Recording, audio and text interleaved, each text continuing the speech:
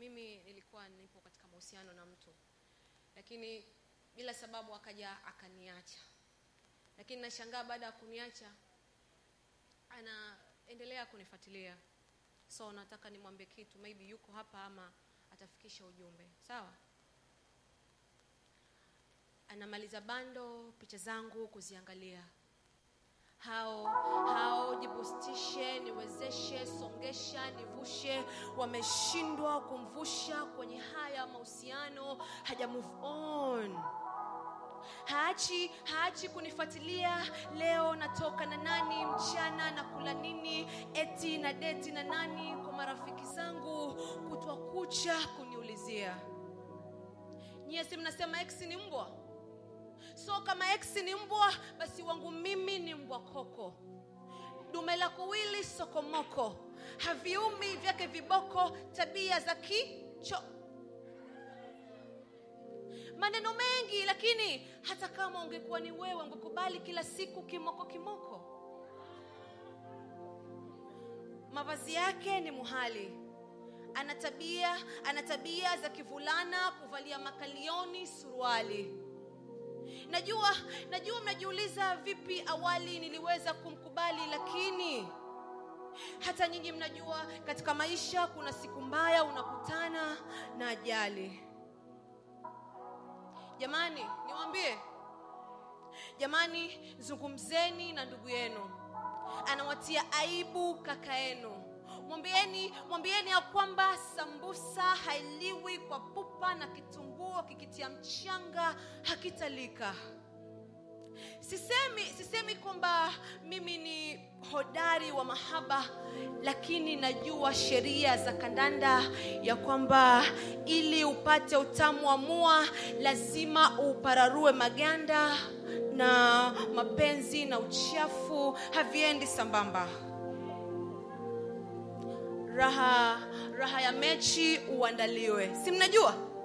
Raha ya mechi uandaliwe. SMS za warm up utumiwe. Raha ya mechi uandaliwe. SMS za warm up utumiwe. Mjadiliane mikao na mbinu za kuwa nani zitatamba. Raha ya mchi ukute mchi umeloa na kinu kimewamba.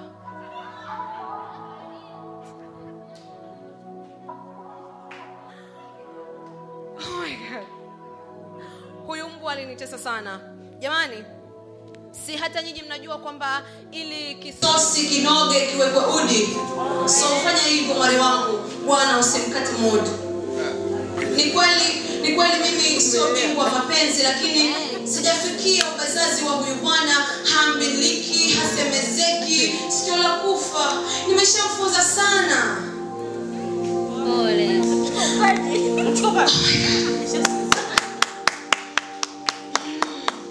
Kuna kijana ananisumbua sana.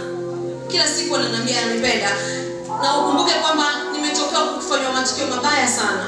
Sielewi. Huyu kijana ananiumiza sana kichwa. Yes.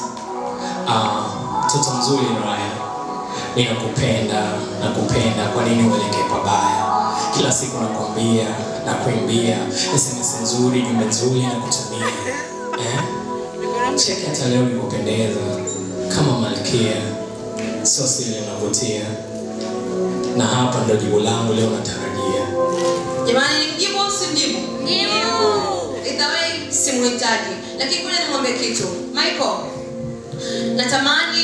natamani nikupe nafasi, ila tayari nina mpenzi wangu. Ninajitunza na ninaheshimu sana mahusiano yangu. Tafadhali naomba nielewe. Najua ukitulia Jalali atakusaidia kupata wahalali.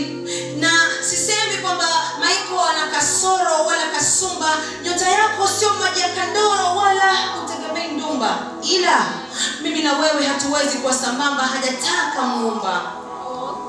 Unajua, niwaambie kitu. Unajua kunipata mimi sio rahisi. Wameshindwa wenye diploma, degree na masters. Sema wewe kinyamsisi.